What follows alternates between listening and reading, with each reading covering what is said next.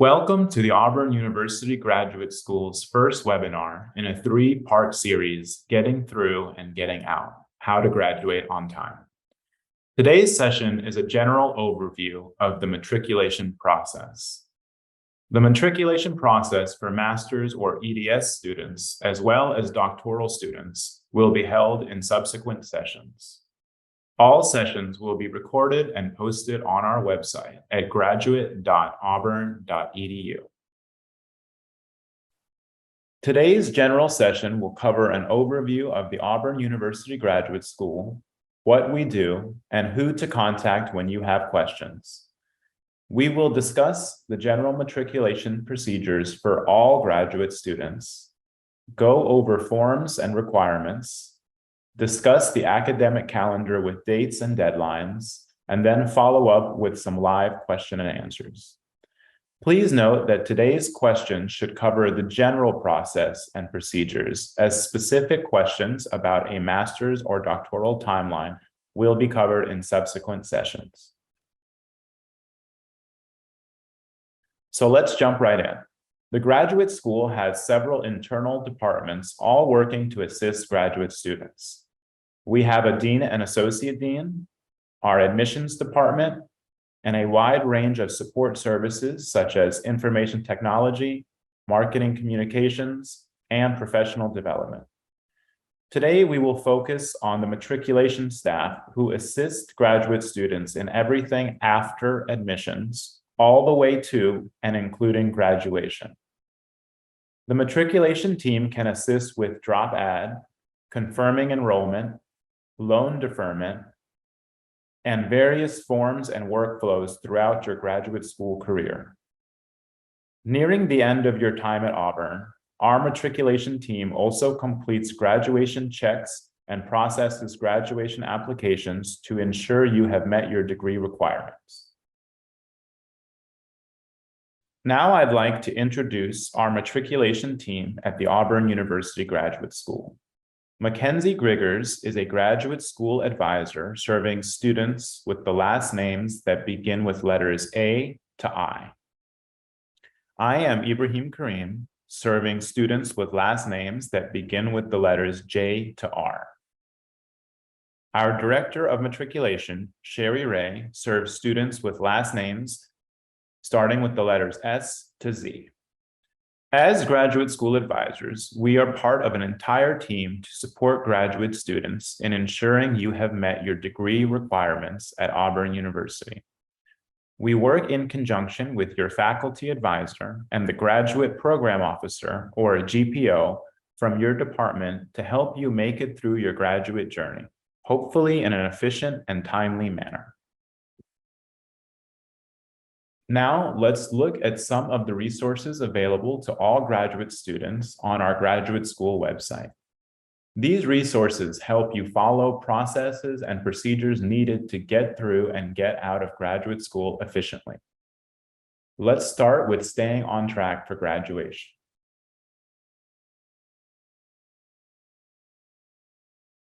This timeline graphic from our website provides a general overview of the process you should follow. Using the academic graduate calendar, all students should be aware of dates and deadlines each semester for things such as the thesis or dissertation submission deadlines or the oral exam deadline. These deadlines are in place well before the last day of classes of the semester to ensure that signatures or approvals can be obtained, forms can be processed, and that students completing their degree programs can be on the graduation list for commencement ceremonies. Please watch the academic calendar carefully and work on qualifying exams, scheduling defenses, and other program requirements in advance of deadlines in case there are required revisions or additional approvals that might delay submission to the graduate school. To ensure you are progressing through your program, as well as meeting graduate school requirements, we suggest that graduate students follow the appropriate checklist on our website. We'll cover these checklists more in depth on the next few slides, and we'll do a deep dive into the process during our subsequent webinars specific to master's or doctoral students.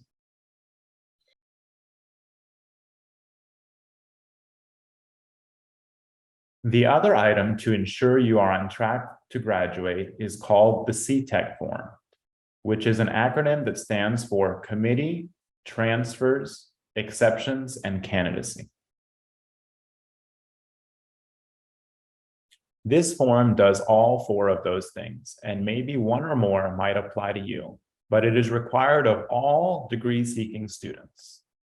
This is not a requirement for graduate certificate programs, but that is the only group that is exempt. There are two critical components to this form. One is the committee. While some non-thesis master's programs might only have the graduate program officer, or GPO, as your committee, most thesis and dissertation committees will be comprised of multiple faculty members. All of these committee members must be listed on this form so that the graduate school can request the approvals from each member. Without approval from all of your committee members on your thesis or dissertation submission, you cannot graduate. The second critical part of the CTEC form is the exceptions portion. If you have substituted one course for another during your program, taken an elective in place of a core course, or not been able to take a course because it wasn't offered and instead took something else, this is how the graduate school knows that your current advisor has approved a course substitution or exception to the written curriculum standards. If a student doesn't list the course exception or substitution here and submit these for faculty approval, the graduate school advisors will review your plan of study and see missing courses, not knowing your advisor has approved an exception. List those here so we can clear you for graduation when we review your plan of study and do our graduation checks. The same is true for any transfer credit that has been approved by your faculty advisor. The graduate school does not review your transcripts for transfer credit, but your faculty advisor is the one to approve any courses for transfer credit and state which courses you took elsewhere that will be counted as credit to specific Auburn University courses. Please work with your faculty advisor to follow the graduate school's policy on transfer credits and to list these out individually. Your advisor will then get a digital request to approve these transfer credits when the CTEC form is submitted by the student. For admission to candidacy, the CTEC form is required before the general oral exam. A student must also have 30 hours of graded coursework in order to be eligible to take the general oral exam. After a student takes and passes the general oral exam, they are admitted to candidacy and considered all but dissertation, or ABD. A doctoral candidate is also considered full-time with just 1 credit hour per semester. This is important for international students as well as domestic students who need full-time enrollment due to financial aid. The last thing after completing all the forms and following your program requirements and checklists is to apply for graduation. This online graduation application can be found on AU Access and should be completed in the semester prior to your graduation semester. This is required of degree-seeking students as well as graduate certificate students, or to be completed twice if you are pursuing both a degree and certificate, once for each program. Now we'll look briefly at the checklist, starting with the master's and EDS checklist. On our website, there are checklists for both thesis and non-thesis degree programs. It is important to know which one you are completing and follow these steps accordingly. Students must maintain continuous enrollment in 2 out of 3 semesters in an academic year.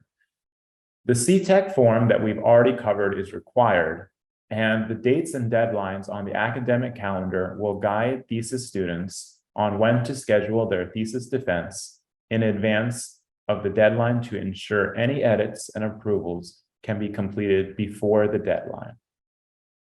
In our subsequent session for Masters and EDS students, we will go into this checklist in depth and go over possible scenarios to include delays in the plan of study and anticipated graduation dates. Next is the doctoral checklist.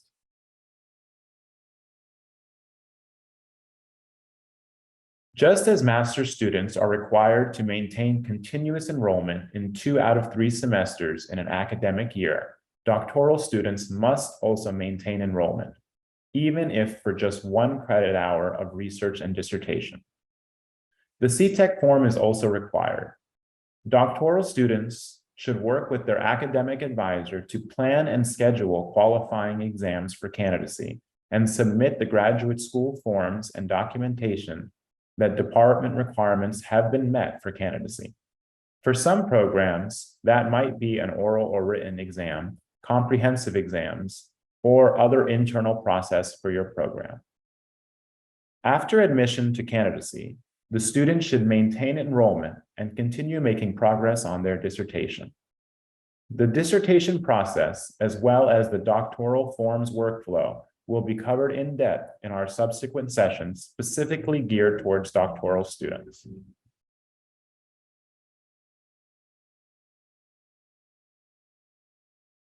The graduate school's website is full of resources to assist and guide you through this journey. The academic calendar should be visited frequently, and other website content such as the forms directory, contact points, the ETD guide, and the graduate student handbook are very useful sections to review. Today, we've covered a general overview of some of the processes and forms that will help graduate students get through and get out to graduate on time.